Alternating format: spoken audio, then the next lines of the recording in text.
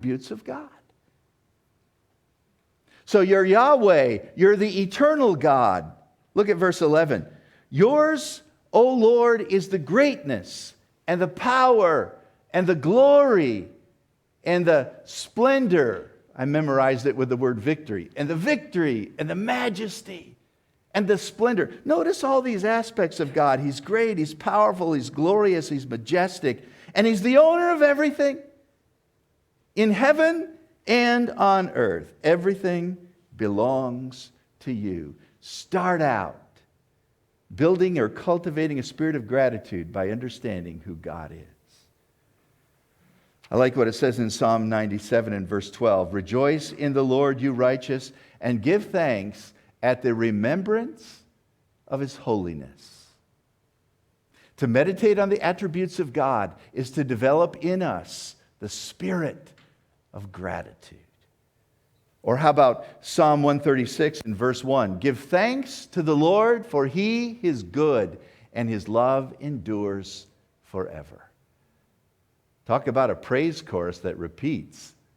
In the 26 verses of that psalm, it says the same thing. His love endures forever. His love endures forever. Get that into your brain. That God is good to you today, and His love endures forever. You see, forgetfulness about the character of God breeds ingratitude, like a swamp breeds mosquitoes. And if we don't remember who God is, then we are going to be people who are arrogant and proud and blasphemers and unthankful and unholy. Romans chapter 1, verse 21. Although they knew God, they did not glorify Him as God, neither were they thankful. But they became vain in their imaginations, and their foolish hearts were darkened, and they exchanged the creature for the Creator. And all the other problems that follow sound like today's news. Forget who God is, don't glorify Him as God, and you're not thankful? That's what happens. Many years ago, this was actually in the Detroit Free Press, AP Wire story about a bishop who fired a cleric in the Church of England.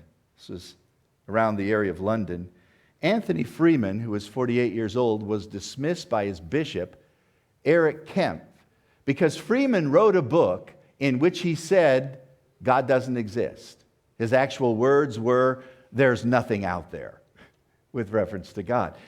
And so the bishop kicked him out. Bishops move by getting rid of this rector. And this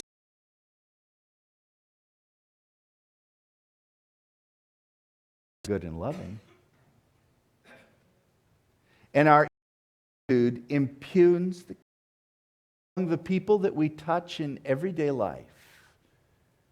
And our churches are weak because our God is weak.